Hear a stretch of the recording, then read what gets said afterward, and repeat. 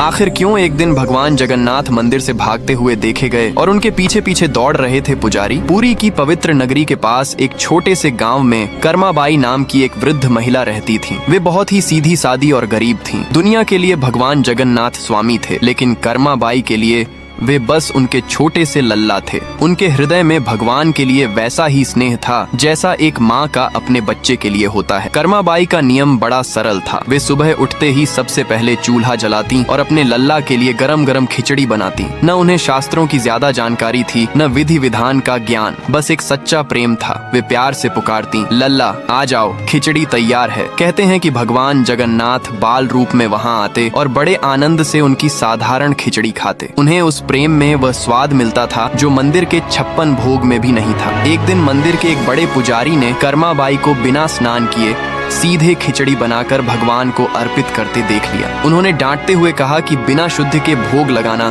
नियमों के विरुद्ध है। कर्माबाई घबरा गईं। उन्हें लगा उनसे बड़ा अपराध हो गया है। उन्होंने हाथ जोड़कर क्षमा मांगी और वचन दिया कि अब पहले स्नान पूजा करेंगी, फिर भोग बनाएंगी। अगली सुबह कर्माबाई ने पहले स्नान किया, पूजा की, मंत्र पढ़े। इस सब में देर हो गई। उधर मंदिर में जब पट खुले तो भगवान जगन्नाथ के चेहरे पर उदासी थी। कहा जाता है कि उनकी आंखों में आंसू थे। उसी रात पुजारी को स्वप्न हुआ। भगवान बोले, मैं नियमों से नहीं प्रेम से बंधा हूँ। आज मेरी खिचड़ी देर से आई, इसलिए मैं प्रतीक्षा करता रहा। सुबह होते ही पुजारी दौड़कर कर्माबाई के पास पहुँचे।